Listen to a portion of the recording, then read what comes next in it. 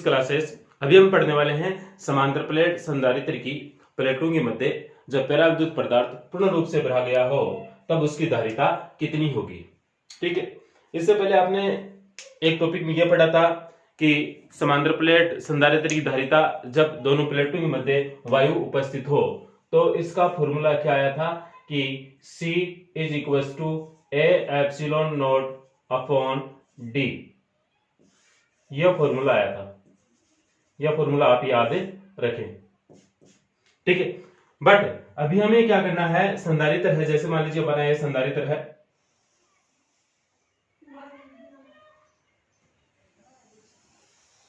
समांतर प्लेट संधारित्र है। इस प्लेट को हम धन आवेश से आवेशित कर रहे हैं और इस प्लेट को ऋण आवेश से आवेशित कर रहे हैं और दोनों प्लेटों की जो बीच की जो दूरी है वो कितनी है d। अब इस प्लेट को हम प्लस क्यू आवेश दे रहे हैं तो इस पे उतना ही प्रेरण कारण कितना हो जाएगा, माइनस क्यू आवेश हो जाएगा।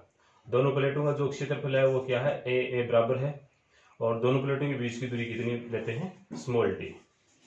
ठीक है, अब इन दोनों प्लेटों के बीच में हम क्या भर देते हैं, पराविद्युत पदार्थ पूर्ण रूप से भर देते हैं। पराविद्युत पदार्थ पूर्ण रूप से भर देते हैं तो आगे ऊपर डैश डैश कर दीजिए, नीचे डैश, यानी कि पूरा एक डब्बा सा बन गया।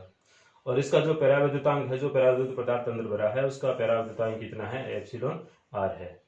ठीक है, ऐसा होने से इस संधारित्र की अब धारिता कितनी होगी, इस संधारित्र की धारिता कितनी होगी, सी का मान हमें ज्ञात करना है। एक बात तो आपको पहले ही पता है कि इन दोनों प्लेटों के मध्य कोई पराविद्युत पदार्थ यदि हम भर देते हैं तो उसकी धारिता क्या होती है, कुछ बढ़ जाती है। ठीक है, तो अब यहाँ पर इसमें क्या क्या गिवन डाटा है वो इधर हम साइड में लिख रहे हैं, उनको आप नोट कीजिए। प्लेट का क्षेत्रफल, प्रत्येक प्लेट का क्षेत्रफल और d यानी कि दोनों प्लेटों के मध्य दूरी, दोनों प्लेटों के मध्य की दूरी।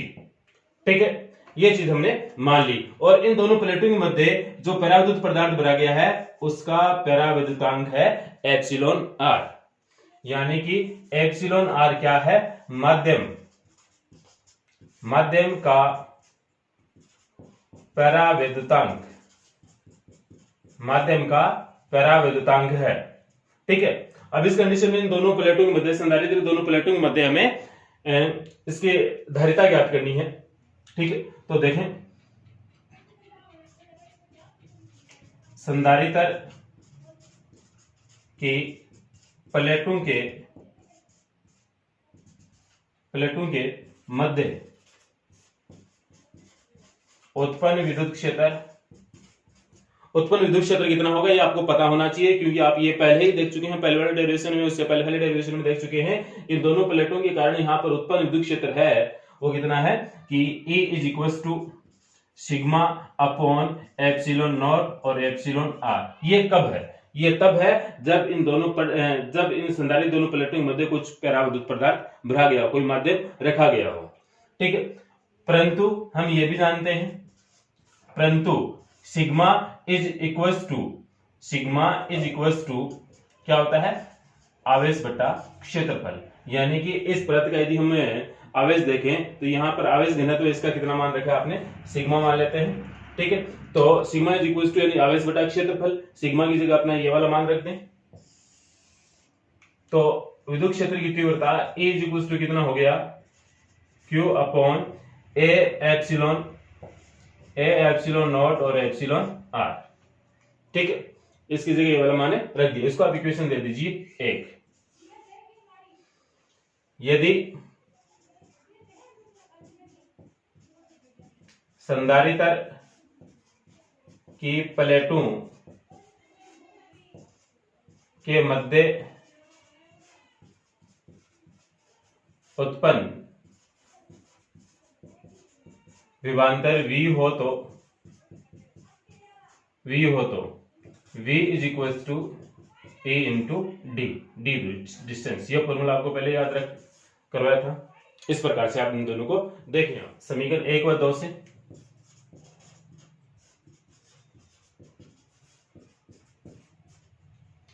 तो V is equal to E की वैल्यू रख दीजिए Q upon A epsilon naught और एप्सिलॉन R और इनटू में क्या है D, इक्वेशन 3। परंतु संधारित्र की धारिता C इज इक्वल टू क्या होता है Q अपॉन V, इक्वेशन 4। क्या करने वाले हैं, अब इसमें V का मान रखने वाले हैं। ठीक है, तो रख दीजिए V का मान C is equal to Q upon और V का मान ये रहा नीचे, तो Q into D upon A epsilon naught epsilon R।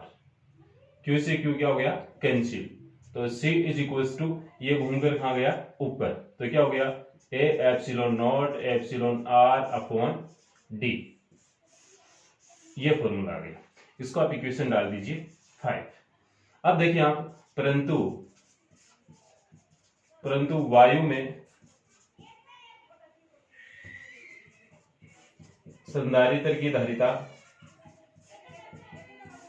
धारिता C naught is equal to, इसको C नॉट से इंडिकेट करते हैं, C naught is equal to A epsilon naught upon D मान लेते हैं। ठीक है, तो A epsilon naught upon D, इसकी जगह हम क्या लिख सकते हैं C नॉट, अतः C is equal to C naught epsilon R। कहने का मतलब यह है कि वायु में उपस्थित यानी कि कहने का मतलब है दोनों संधारित्र दोनों प्लेटों के मध्य यदि वायु उपस्थित हो तब उसकी धारिता इतनी होती है। यदि इसके मध्य पराविद्युत पदार्थ उपस्थित करवाते हैं तो उसकी धारिता बढ़ जाती है, एप्सिलॉन R गुना उसकी धारिता बढ़ जाती है। ठीक है, इस प्रकार से आप इसको देखें। अब इसका स्क्रीनशॉट ले लीजिए और इसको नोट कर लीजिए। अब देखो आपके पास में 2 क्वेश्चन है। पहला क्वेश्चन ये है कि एक 10 माइक्रोफैराड धारिता के संधारित्र को 20 किलोवाट विभवांतर से आवेशित किया जाता है, तो संधारित्र की प्रत्येक प्लेट पर आवेश क्या होगा वो आपको ज्ञात करना है। ठीक है, तो सबसे पहले हमें लिखना है दिया गया है, तो दिया गया है क्या क्या दिया गया है, धारिता दी गई है C is equal to 10 microfarad. ठीक है, फिर संधारित्र को विभवांतर यानी कि इतने वोल्ट से त्वरित किया है, इसको आवेशित किया जाता है इस विभवांतर से 20 किलो वोल्ट। ठीक है, तो पहले आपको ये वैल्यू है उनको चेंज करना पड़ेगा, माइक्रोफैराड से फैराड में चेंज करना पड़ेगा।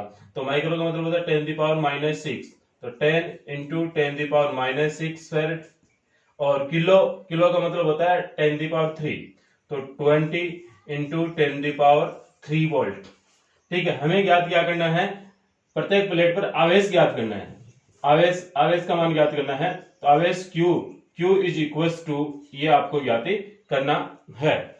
तो अब आप देखें फॉर्मूला क्या होता है, हम जानते हैं कि we know that C is equal to Q upon V, C is equal to Q upon V, और हमें मान किसका ज्ञात करना है, Q का ज्ञात करना है। तो Q is equal to CV, Q is equal to CV। ठीक है, अब इसमें वैल्यू रख दीजिए, आप ऊपर रख रहा हूं, यहां पे रख रहा हूं वैल्यू। ठीक है, तो Q is equal to C की वैल्यू कितनी है, ये रही 10 इंटू 10 की पावर -6, और फिर V की वैल्यू ये रही इंटू 20 इंटू 10 की पावर 3 वोल्ट।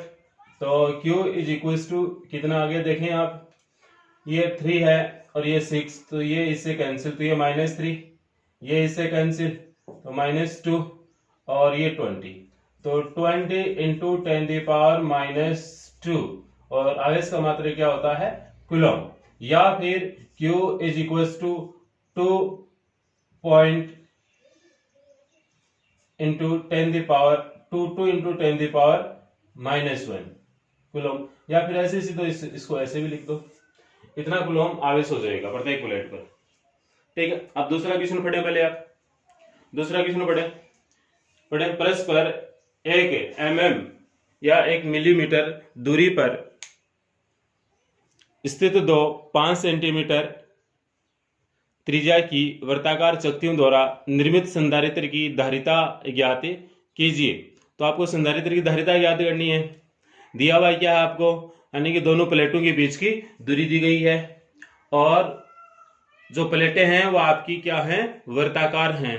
तो वर्ताकार प्लेटें हैं, तो वर्ताकार प्लेटें हैं तो इसलिए उनकी त्रिज्या दी गई है।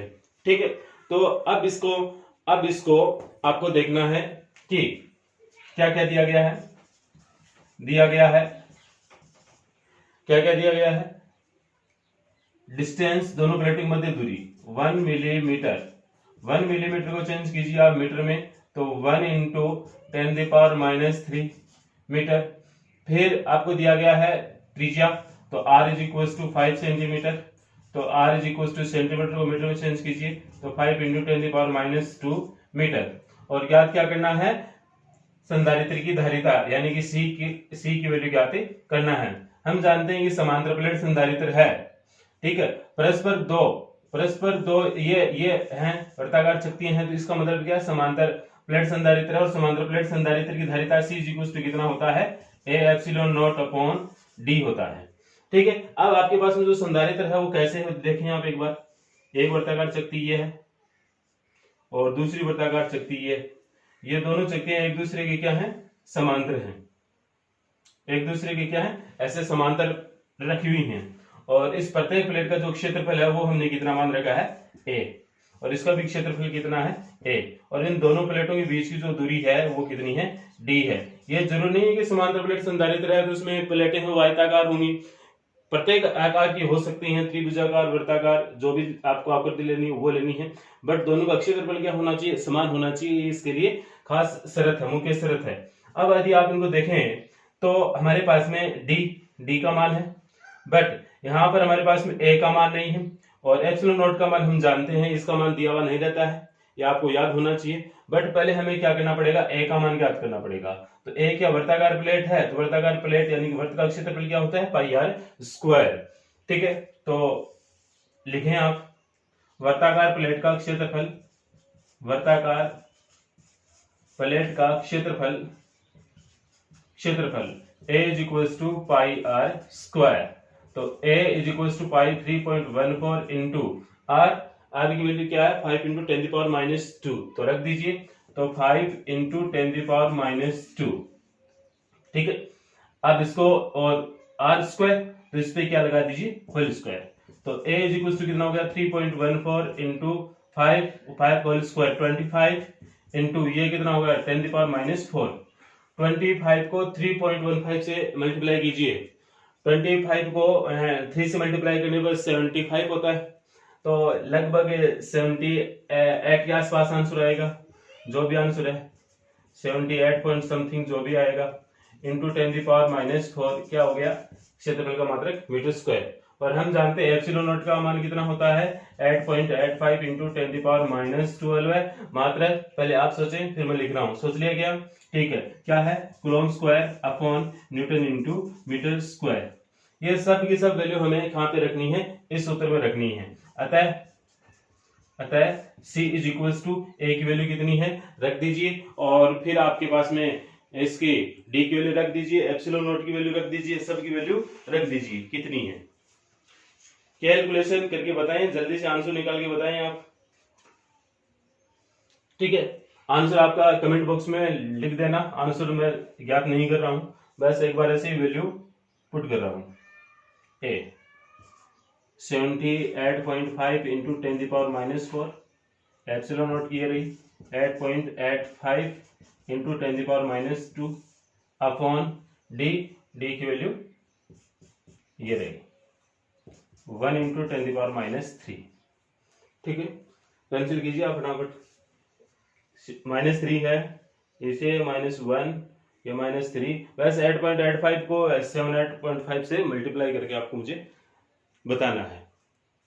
ठीक है, और दूसरी बात यह है कि आपको वीडियो पूरा देखना चाहिए। ठीक है, पहली बार आपको पूरा वीडियो ऐसे देखना चाहिए, नोट नहीं करना चाहिए। और जैसे पूरी पिक्चर बोर्ड पे तैयार हो जाती है तो उसका एक स्क्रीनशॉट ले लीजिए और फिर उस स्क्रीनशॉट की सहायता से हम नोट कर सकते हैं। ठीक है। तो पहले आपको हमेशा नोट करना चाहिए, और नोट करने के बाद में आपको जहां पूरा बोर्ड फिलअप हो जाता है उसका एक स्क्रीनशॉट लीजिए और वहां से फिर उसको कॉपी में नोट कर लीजिए। ठीक है, फिर आपको उसको कॉपी में से पढ़ना है एक बार। ठीक है, जो फॉर्मूला याद होना चाहिए वो उसको याद भी करना चाहिए। ठीक है, और फिर उसके बाद में 5-4 दिन बाद में आपको वो वीडियो दोबारा देखना चाहिए। ठीक है, बार बार यदि आप वीडियो देखोगे तो उससे आपको एक बेनिफिट मिलेगा कि आपकी वो चीज है वो लंबे समय तक आपको याद रहेगी, आप उसको जल्दी से नहीं भूल पाओगे। ठीक है, इत्यादि बातों का आप विशेष ध्यान रखें। और जो भी आंसर वगैरह है कमेंट बॉक्स में जरूर लिखना। कुछ बच्चों को कमेंट बॉक्स में लिखना नहीं आता है, तो वो भाई किसी से पूछ ले। ठीक है, वीडियो लाइक जरूर कीजिए, और चैनल सब्सक्राइब नहीं किया है तो चैनल को सब्सक्राइब भी कीजिए। ठीक है, थैंक यू।